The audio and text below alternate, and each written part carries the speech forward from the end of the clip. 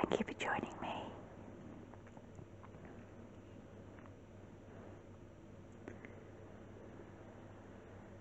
I thought in this time together I wanted to share with you this official souvenir book of the SHARD in London.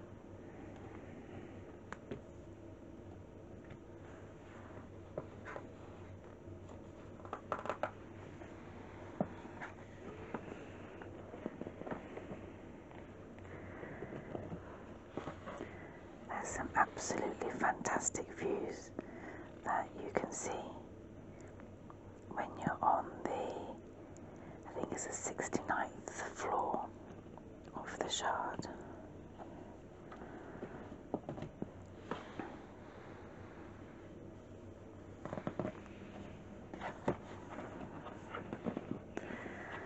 So let's position that and have a look together.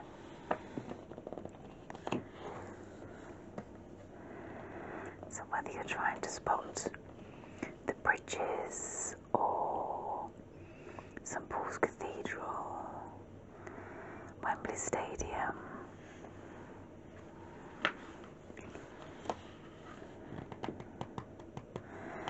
and especially at this time of the year, because of all the extra Christmas lights and Christmas decorations that they have in there, and the Christmas music playing, it's very atmospheric. So I know this book contains a few facts as well, so let's share those together.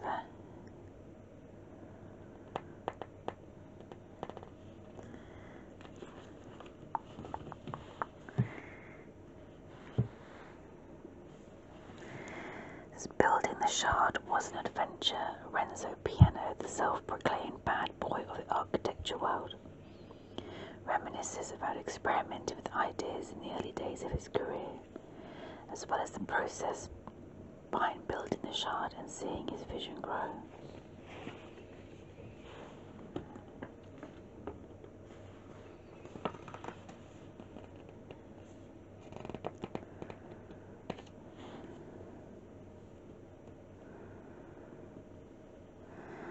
What's your best memory of creating the SHARD?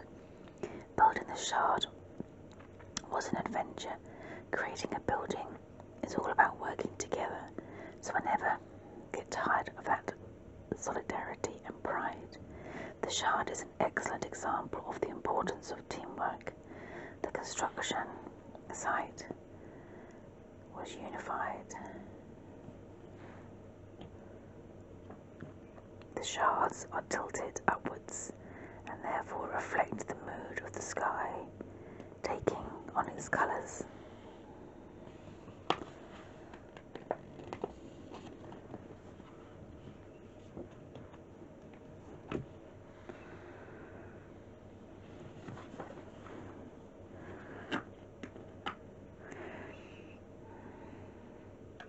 The complex process took 3 years, and the efforts of 1,500 workers to complete.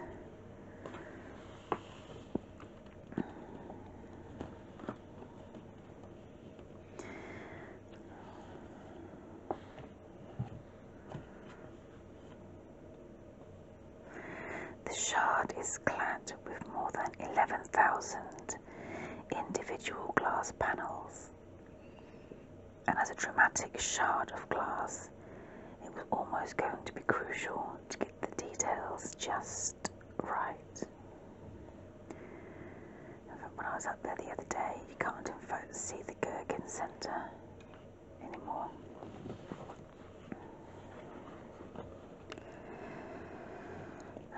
This is Romeo the Fox, was found on the 72nd floor of the tower.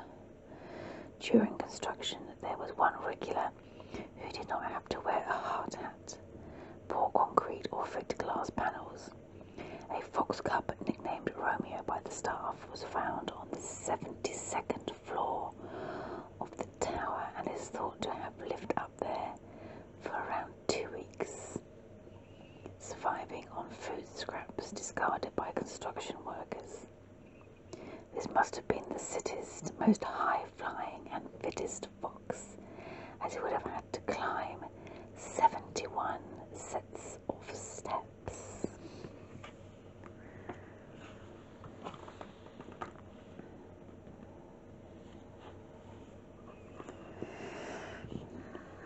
The 2 high-speed lifts that whiz visitors to the top of the Shard ascend at 6 meters per second. Yet another truly astounding engineering feat which tops off a masterpiece. I must admit, when I was in it, as I say, the other day, and yes, you go halfway first, then you go up a second flight of lifts, but it is incredibly quick.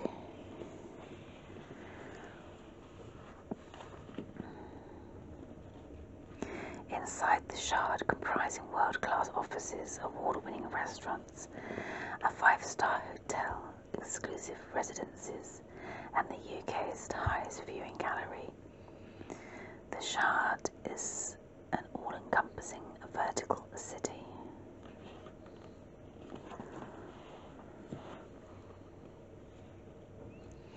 The Shard was created with a frame that can move up to 20 inches in strong winds.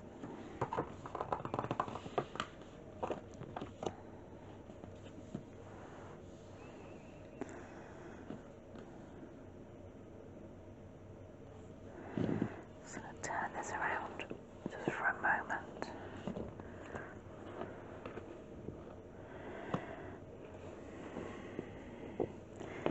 On the lower level you have the lobby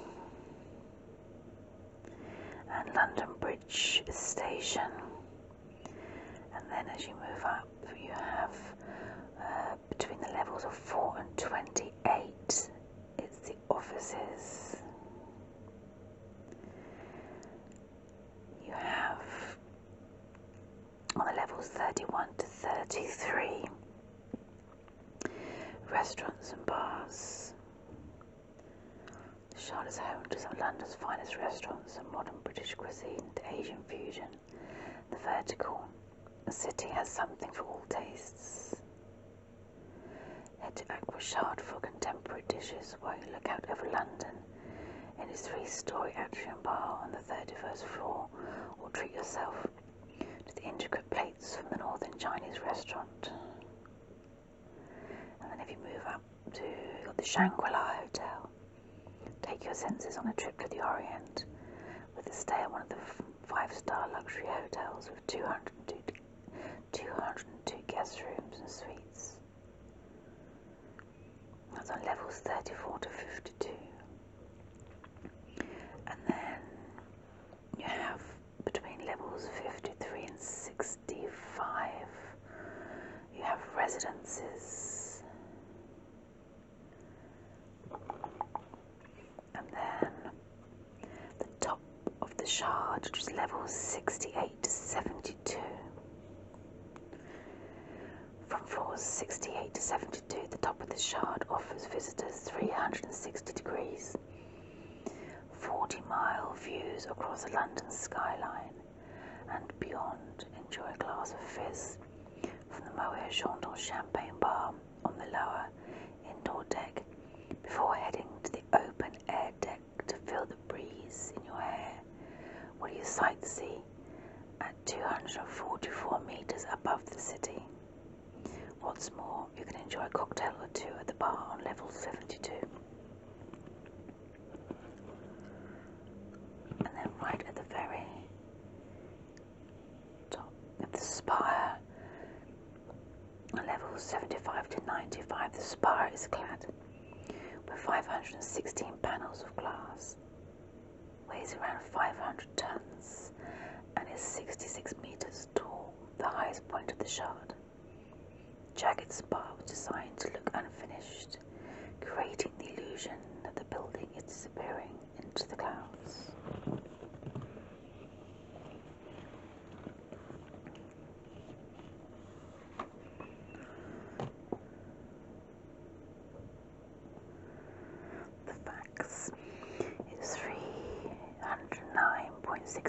meters, or was it about the lifts travelling at 6 meters a second?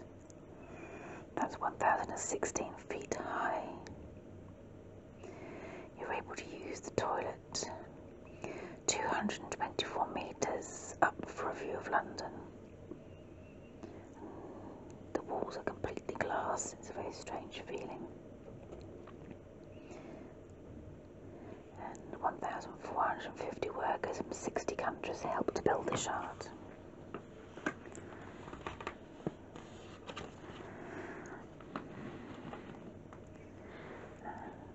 So it's situated on London Bridge, which links the north and the south side of London, Borough Market. Okay, so some of the views that you can take in. You have the Tower of London, officially named Her Majesty's Royal Palace, and a fortress of the Tower of London. The tower has been the setting of some of the nation's most intriguing mysteries and gruesome ends regarding the monarchy. Anne Boleyn, the second wife of Henry VIII, was held here, as well as Sir Thomas More and Guy Fawkes, along with countless other prisoners and assumed enemies of the state who went to the infamous tower through Traitor's Gate.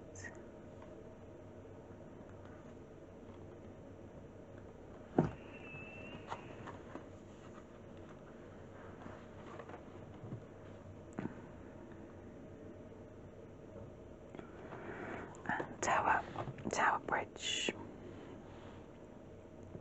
an iconic view of London. The Victorian Turreted Bridge was first built in 1894 and has been opening for the ships ever since. There are several bridge lifts most days. The inner workings of the marvel of the engineering are now on show in the engine rooms.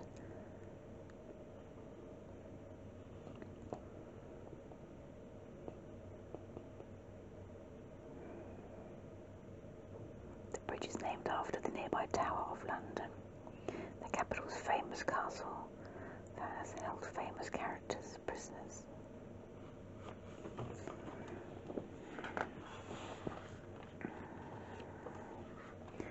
There's also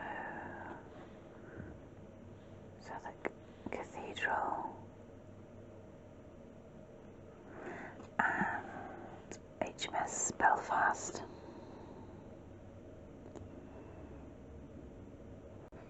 Halfway between London Bridge and Tower Bridge is Hms Belfast, a warship commissioned in August 1939, just before the outbreak of World War II. Hms Belfast was involved across the world during the war in service up and down the UK's west coast, during D-Day, in the Arctic Circle, and finally in the Far East. The ship is now permanently moored on the bank of the Thames and is a museum ship run by the Imperial War Museum.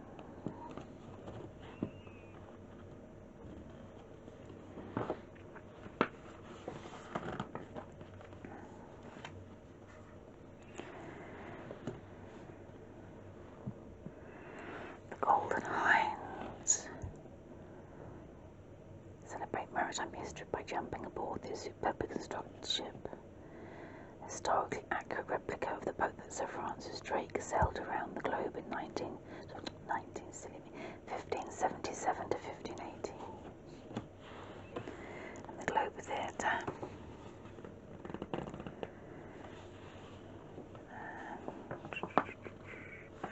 Tate Modern, located on Bankside. Tate Modern has been a huge hit in London since it opened in 2000. Converted from the Bankside Power Station, which closed down in 1981. And then it also stands out quite a lot, St Paul's Cathedral.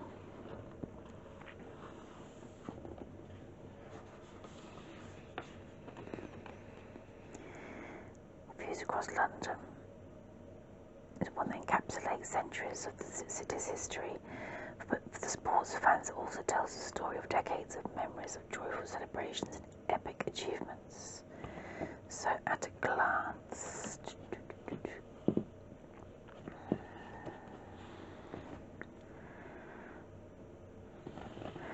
there's Wembley Stadium. Soon after Wembley Stadium opened in 1923, King George V joined the 200,000 strong crowd to watch the first FA Cup final. There's also Wimbledon Tennis Club, Lord's Cricket Ground, the Queen Elizabeth Park, and Twickenham Stadium.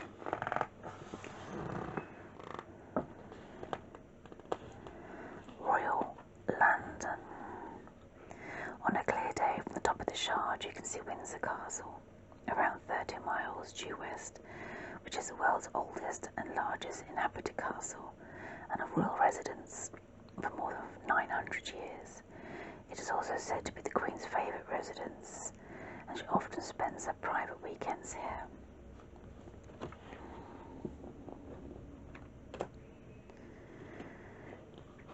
So we have Windsor Castle.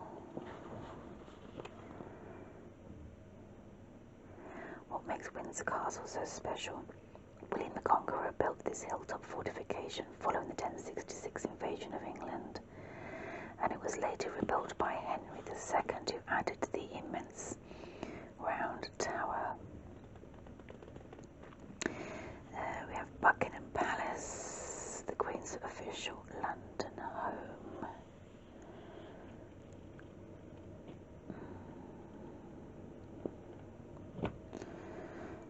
Hasn't always been in the hands of the monarchy. The large townhouse in the middle of today's palace was built for the Duke of Buckingham in 1703. King George III bought it in 1761 for Queen Charlotte, and in the 1800s Buckingham Palace began to take shape with major building projects on 3 wings and a courtyard. And then in the middle picture here we have Kensington Palace. This glorious Jacobean mansion in Kensington Gardens and next to Hyde Park. And Clarence House, just here, standing gracefully beside St James's Palace. The 4-storey Clarence House is now the official residence of the Prince of Wales and the Duchess of Cornwall. And St James's Palace here, the residence of the English monarchy for more than 3 centuries into the reign of Queen Victoria.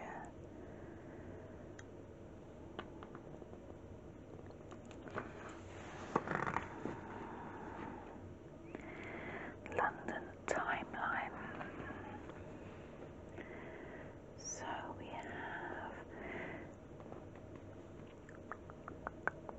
1014 Borough Market opens. 1067, 1097 construction of the Tower of London. 1065 Westminster Abbey founded.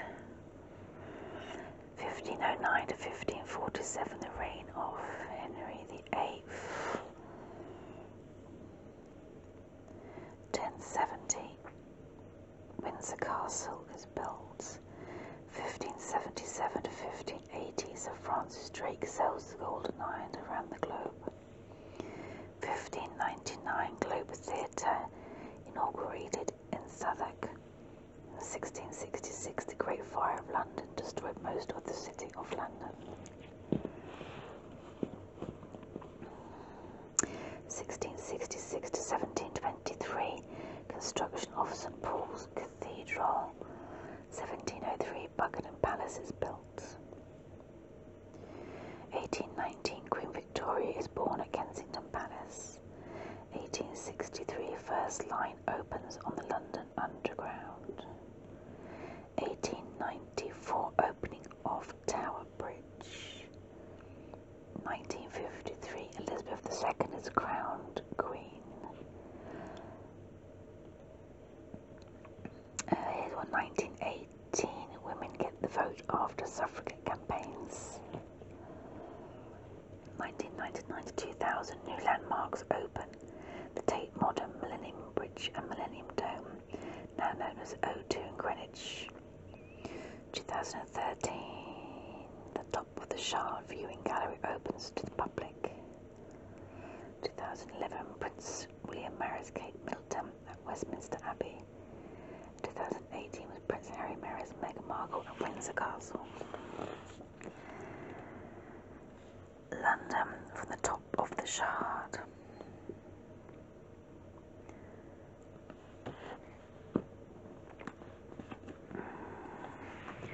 It's stunning. As you look out, you can see the bridges, the Millennium Walkway Bridge.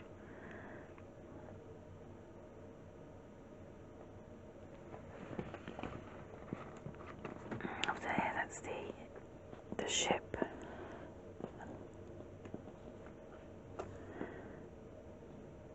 Tower of London Bridge.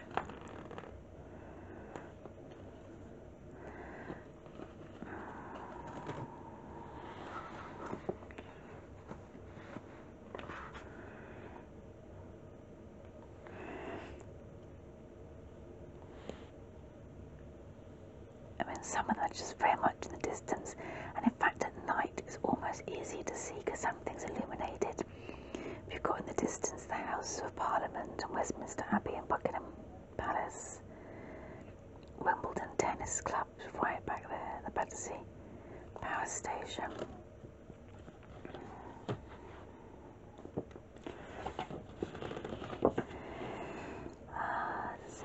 The dome of St Paul's Cathedral. We can just about see the BT Tower in the distance, Southwark Cathedral, which is very clear. Tate Modern, Wembley Stadium.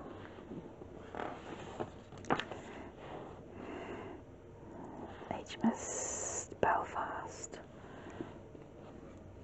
the Walkie-Talkie Tower, the Monument, Scalpel, Queen Elizabeth Olympic Park.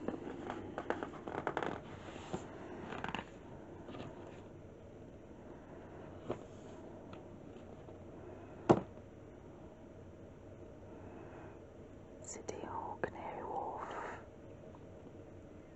Tower Bridge, London Bridge.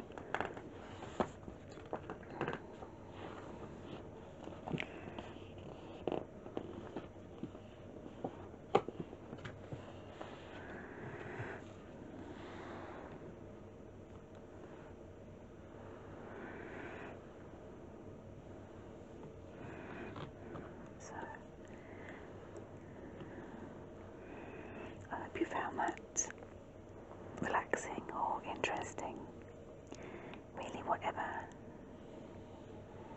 you needed to take from this video. And thank you so much for your